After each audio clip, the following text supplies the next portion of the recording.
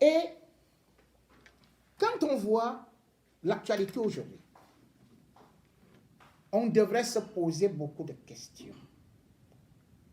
Où est donc parti Paul Biya? 23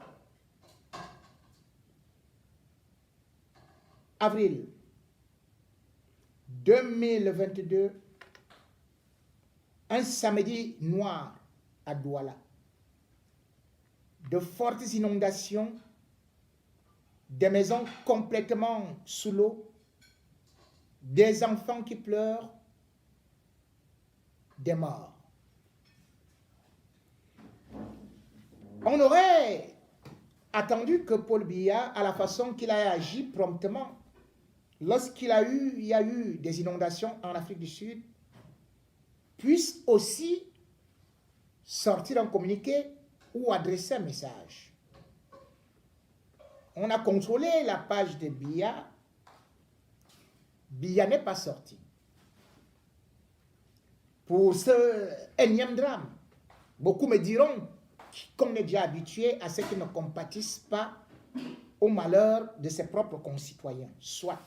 Sauf que, drôle de coïncidence, le 23 avril 2022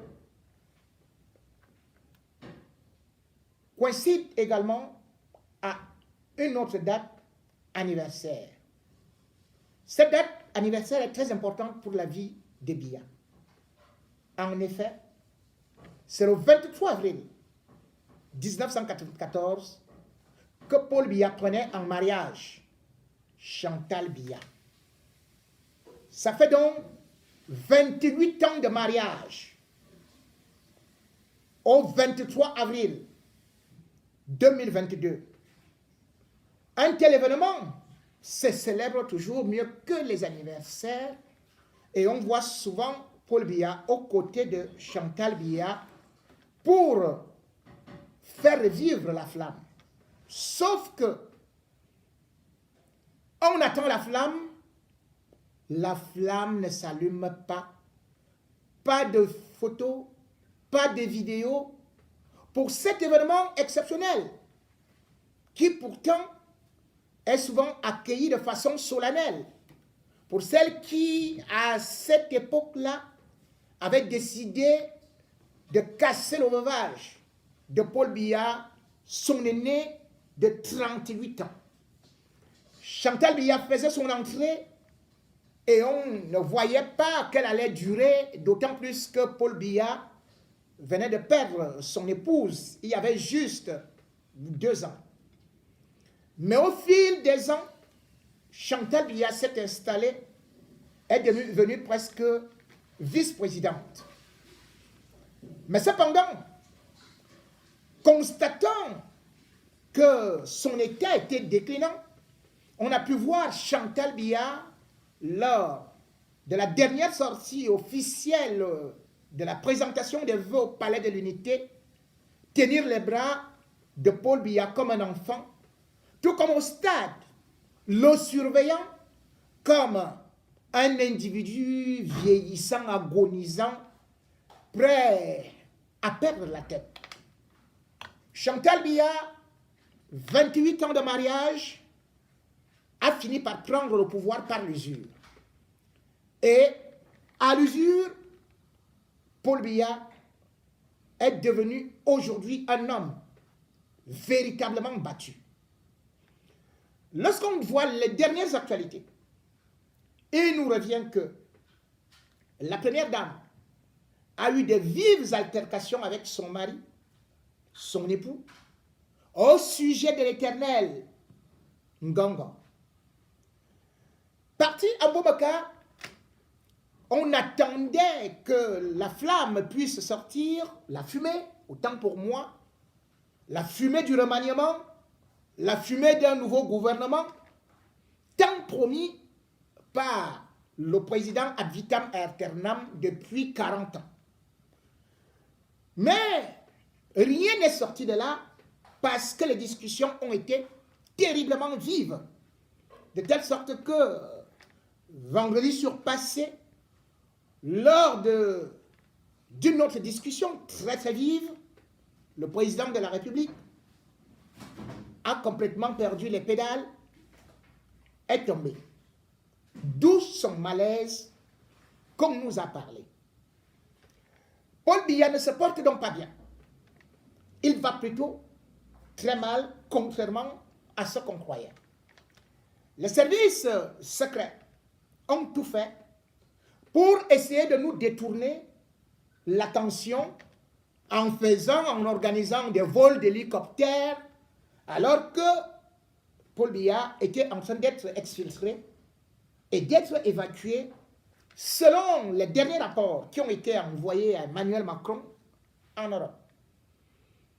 Non seulement on parle d'une situation d'hypertension, mais on parle aussi d'une infection. Et dans les rapports, puisque c'est souvent le secret médical, donc on ne peut pas le révéler, mais on dit c'est parfois lié aussi, et ça peut être dangereux pour les personnes du troisième âge, les personnes de son âge. Paul Biya, donc, actuellement, n'est pas bien portant. Paul Biya, pour la énième fois, lui qui avait promis, et lui qui chante souvent avoir construit les hôpitaux de référence, ne s'est jamais soigné dans l'un des hôpitaux. Paul Biya, qui nous a promis que lui va mourir dans 20 ans, c'était en 2024, ce qui veut dire en 2004, ce qui signifie que logiquement, contrairement au pasteur Tsongué, il faudra attendre la mort de Paul Biya en 2024. Ce n'est pas moi qui le dis, c'est lui qui l'a dit. Mais entre-temps, il est brinque-ballant. Parce que ne tenant plus et titubant, comme l'ancien président Arap Moi du Kenya, qui lui-même croyait qu'il était le plus solide, mais qui malheureusement est mort à 90 ans. Paul Biya, tout puissant, avec ce sang toujours rajeuni et ce nouveau sang de Chantal à côté de lui, est aussi en train de connaître la rouille comme tout être humain. Oui, Robert Mugabe disait qu'il va régner au Zimbabwe jusqu'à 100 ans. Mais lorsque son entourage a vu qu'à 90 ans, il ne tenait plus, on a dû se débarrasser de lui, d'autant plus que Grace Mugabe faisait déjà exactement ce que Chantal Biya fait aujourd'hui.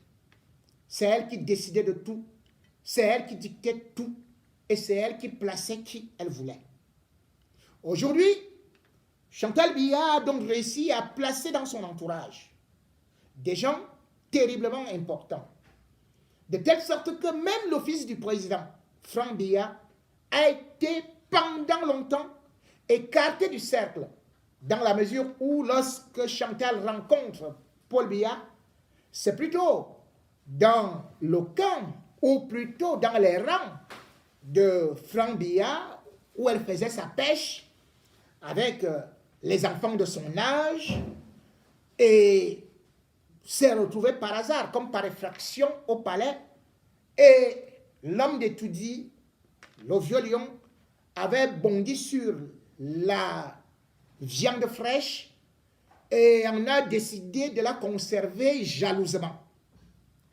Les relations ont souvent donc été terriblement froides avec, bien sûr, le camp Mataga, le fils de Mondosé et le clan Franck Biya.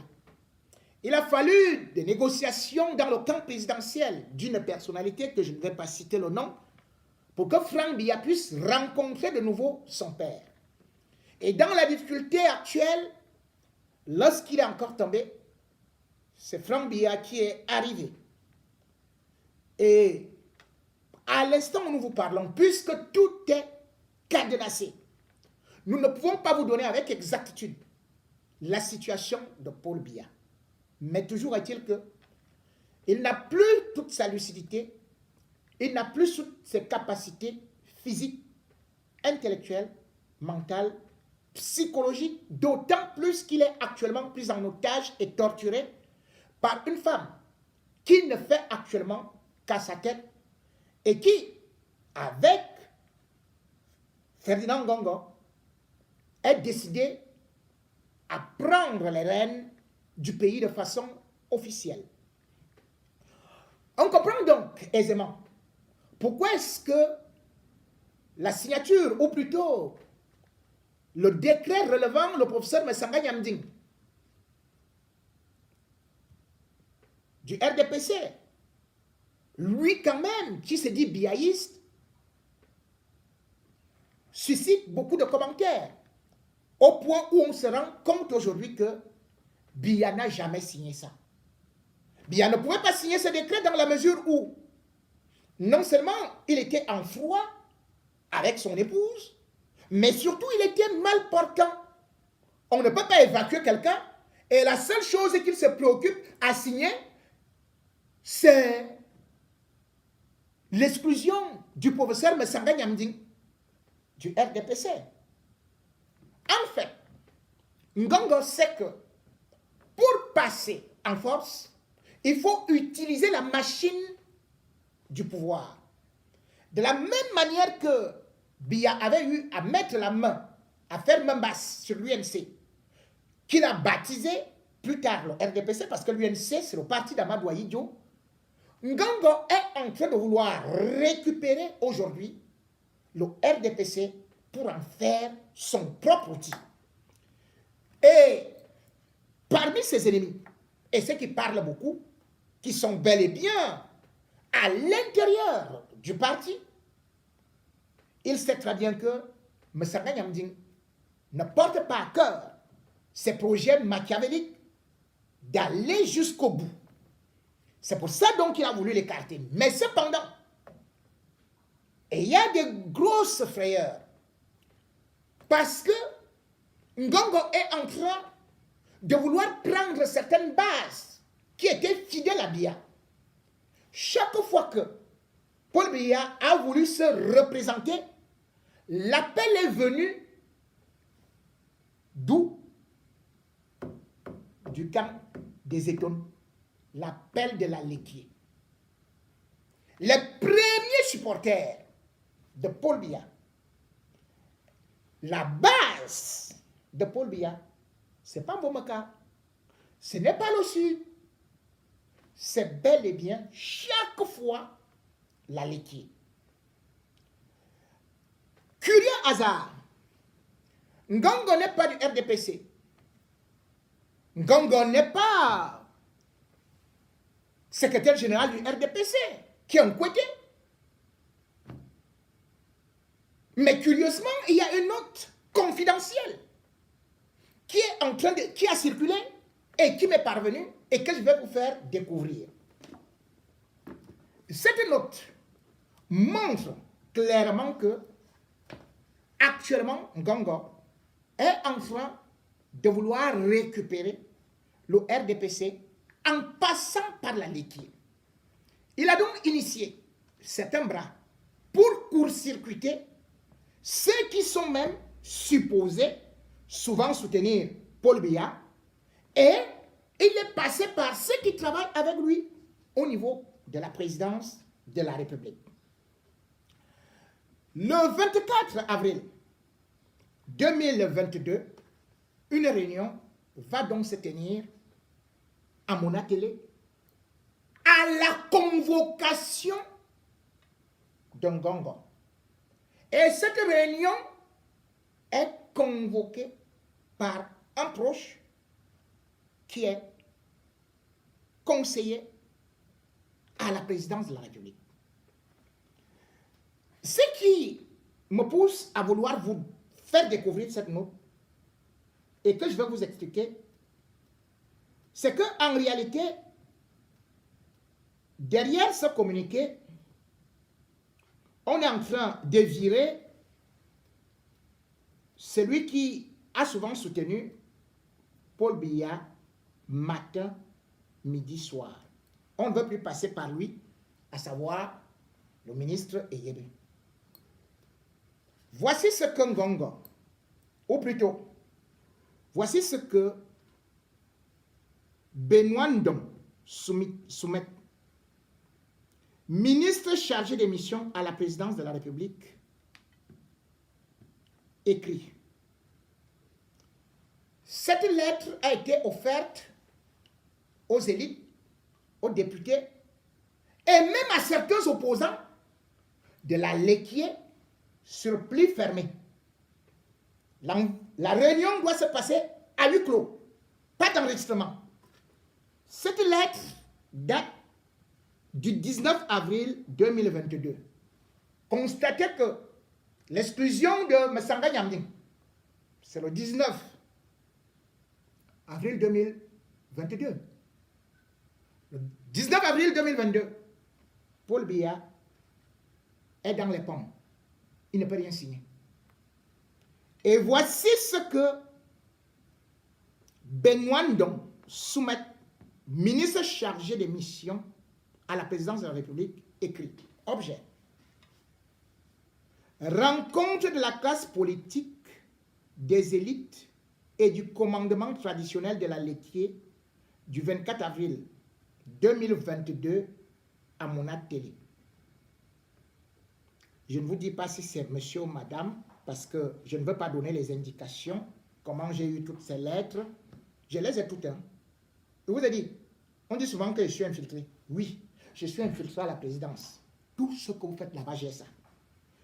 J'ai l'honneur de vous inviter à bien vouloir prendre part à la rencontre de toute la classe politique, du commandement traditionnel et des élites de la Lequier qui se tiendra à Mona Télé le dimanche 24 avril 2022 à 14 h très précises. L'objet de la rencontre porte sur une communication spéciale que je ferai à l'adresse des populations de la Lequier à la demande de monsieur le ministre d'État, secrétaire général de la présidence de la République. Je reprends ce paragraphe. L'objet de la rencontre porte sur une communication spéciale que je ferai à l'adresse des populations de la Lequier à la demande de monsieur le ministre d'État, secrétaire général de la présidence de la République. Je poursuis.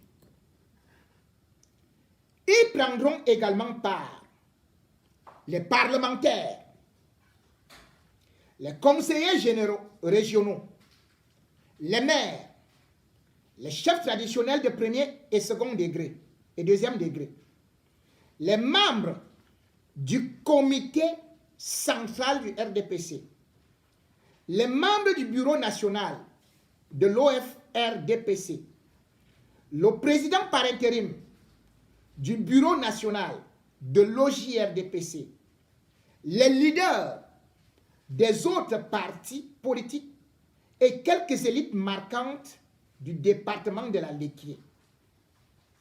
Comptant sur votre présence effective, je vous prie d'agréer voilà, l'assurance de ma considération distinguée. Signé Benoît Ndong Soumet, ministre chargé des missions, présidence de la République, élite de la Lequier. Mesdames et messieurs, quand vous lisez ça, posez-vous une question. Ngongo dirige d'ailleurs aussi le comité central du RDPC. Comment se peut-il que le 19 avril, Paul Biya, soi-disant, signe l'exclusion de Messanga Nyamding? Le même 19, c'est Ngongo qui charge le ministre maintenant des missions de la présidence de la République. d'aller organiser une réunion du RDPC. Ce n'est pas Paul Biya, le président, qui invite. Hein. C'est Ngongo qui n'est pas membre du comité central. Ce que je vous disais donc, que c'est Ngongo qui avait signé l'exclusion de professeur Charlemagne Messanga Nyamding est donc là. Vous vous rendez compte? Le RDPC à la Léquier est coiffé par le ministre Eyebe Aïssi. Comment se peut-il que Eyebe Aïssi coiffe le RDPC et c'est derrière quelqu'un qui n'est même pas du comité central du RDPC, qui dit aux membres du comité du RDPC que je réunis tout le monde à la demande du secrétaire général, ministre secrétaire général à la présidence de la République. Vous avez donc compris la dangerosité de ce gré à gré quand Ngongo est en train de forcer de prendre le Cameroun par tous les moyens. Peut-on laisser ça? Quand on voit l'état du président Biya aujourd'hui, depuis que Chantal a imposé Ngongo en 2011, décembre 2011, jamais on n'a vu un secrétaire général aussi puissant qui renverse tout le monde et qui a une délégation permanente du pouvoir. Tout est à la présidence de la République. Les task force pour le stade, c'est à la présidence. Pour gérer le Covid, c'est à la présidence. Pour gérer ceci, c'est à la présidence. Pour gérer cela, c'est à la présidence. Les fleurs, c'est à la présidence. Pour faire même les évacuations sanitaires, c'est à la présidence. Tout ça, c'est Ngongo. Avec Chantal. Et vous vous rendez compte? L'état de Paul Biya est tellement préoccupant que le 20 mai arrive. C'est vrai que Biya devait dire, même il avait déjà même proclamé qu'il devait venir faire un bilan de santé ici, même s'il a 2 médecins à son chevet, à Yaoundé. Mais c'était prévu qu'il devait venir ici. Le défilé du 20 mai était prévu pour 2 heures de temps. Bam! Ils ont fait une réunion. Avec, pour dire maintenant que c'est Mbonda Yolo qui a donné des instructions pour raccourcir le défilé. Le défilé du 20 mai va tenir, si jamais Paul Biya est remis à pied, pendant 45 minutes. Nous, on ne souhaite pas la mort. On souhaite qu'il soit vivant, qu'il soit debout. 45 minutes. Un défilé qui était prévu pour 2 heures. Ils ont d'abord dit 2h30. Ils ont ramené à 2 heures. Tout le monde savait que c'est 2 heures. Maintenant, ils disent que les partis politiques là, à l'Assemblée, ça va seulement passer là pendant 15 minutes. Il y a un défilé civil, il y a un défilé militaire, il y a les établissements scolaires, privés, ceci et tout et tout et tout. Mais tout ça 45 minutes. Parce que ils ont peur que Paul Biya ne s'écroule. Mais jusqu'à quand on va maintenir ça? Le Gabon est passé par là. C'est-à-dire que ce soit avec Lyomba ou bien même encore en 2009 avec Omar Bongo. On a voulu cacher au peuple que ça n'allait plus jusqu'à ce qu'à Barcelone, on a tout débranché. À une certaine période, quand on est fatigué, même si on est en santé, on dit je m'en vais me reposer. Pourquoi? Pour qu'il y a seulement les évacuations sanitaires clandestines à gauche et à droite. Pourquoi se donner autant de peine? Parce que Ngongo et Chantal se disent que il faut absolument le maintenir, quitte à tout rétablir, et comme ça, le boulevard est ouvert. Voilà donc ce qu'une femme peut venir créer dans un pays par égoïsme. Qu'est-ce qu'elle n'a pas pris? Elle a déjà tout pris. Elle a déjà installé les gens partout. Maintenant même, elle utilise une autre là. Elle s'appelle Pauline. Elle, Hilton. Elle vit à la suite 815, executive floor. C'est-à-dire que là où vivent les hommes d'affaires. La femme là, c'est une aide-soignante. Ici, à Paris, à l'hôpital Kremlin-Bicêtre. Elle raconte partout qu'elle est la sœur de Chantal Biya, ou sa cousine. En fait, elle était une petite secrétaire à l'Olympique de Mboli, à l'époque d'Ongba Damas. Elle habitait un petit studio à Olezoa. Là, il y a les moustiques. Chantal a transformé la femme là en milliardaire. C'est elle qui achète les gros sacs, les toufles que vous voyez là, les habits rouges, jaunes et consorts. C'est elle qui fait les courses ici. Hein? Avec un mari blanc. Le mari blanc là est devenu un homme d'affaires au palais. Parce que Biya n'est au courant de rien. Chantal est installé. Mondoulou Mongolo. Comme intendant adjoint. Mais Fouendi, qui est l'intendant, n'a même pas de parole. Mondoulou Mongolo, le neveu de Chantal. Vous vous rendez compte, c'est lui qui gère tous les palais au Cameroun. C'est-à-dire que chaque région du Cameroun a un palais. Mondoulou Mongolo fait semblant de sortir un budget, il bouffe tout. Un enfant de 29 ans gère tous les palais du Cameroun. Vous avez vu ça où? Le neveu de Chantal. Il commande les boissons seulement pour 1,5 milliard. Et maintenant, la Pauline là, elle est installée au Hilton et en face d'elle, le cabinet civil lui alloue 4 gardes du corps. Ils sont logés. Ceux-ci portent le sac. D'autres sont là pour... il faut voir, elle marche avec les collants à Yaoundé, là, en plein soleil. Parce que l'Ondiang-sang a brûlé tous les pieds. Elle est comme le crocodile. Hein? L'Ondiang-sang.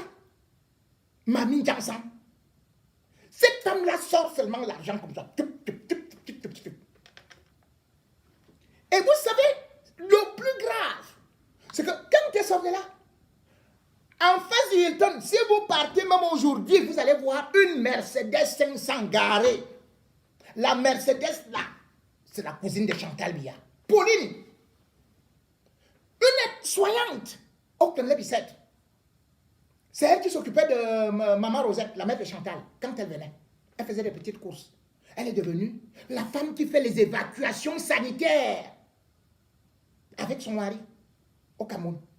Donc au Cameroun, les gens meurent pour une aspirine.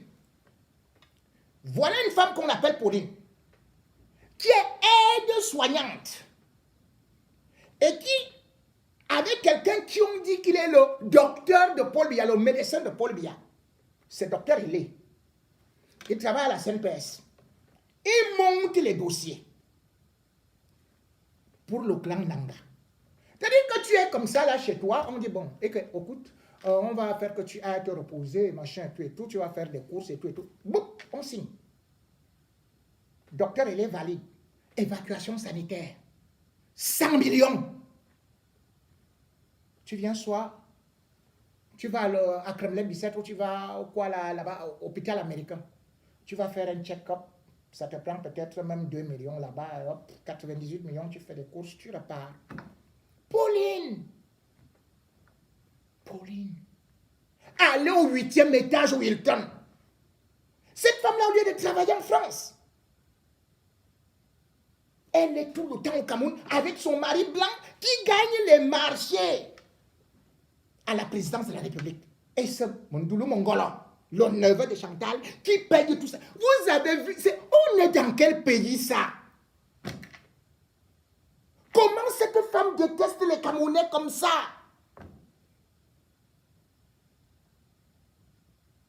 Tout un clan, toute la présidence, il n'y a que ces gens. Partout il y a l'argent. Chantal a placé ces gens. Ses propres enfants. Tu vas seulement entendre que c'est eux qui ont gagné les marchés de la canne. Tel nombre de milliards, tel nombre de ceci. Mais c'est pas possible. Vous avez vu? C'est lui qui jouait avec Chantal à Dimako, à la cour. Baboke. Vous avez vu comment il a fêté son anniversaire, non? N'est-ce pas, vous avez vu? Même un président n'a pas un tel palais. Et le gars n'a que 50 ans. Baboke, chez lui, les jets privés vont atterrir. C'est-à-dire qu'il a même un aéroport. Comme chez Ngongo, hein? Chez Ngongo, mince. Le chez Ngongo défie le palais de Tudi. Pendant ce temps, le mourant président est là, il regarde comme ça, les dents sautent, on revient, on ajoute, les cheveux sautent, on ajoute, après on injecte des choses, il est là comme un Tintin, comme ça, tout le monde dit, ce n'est pas possible. Un mort vivant, président, vous croyez que cette femme-là, elle n'a pas l'amour? Paul Biya fait d'abord quoi? Quand même vous la voyez là, soyons sérieux. À cet âge, il fait quoi? Il fait quoi? Il peut faire quoi?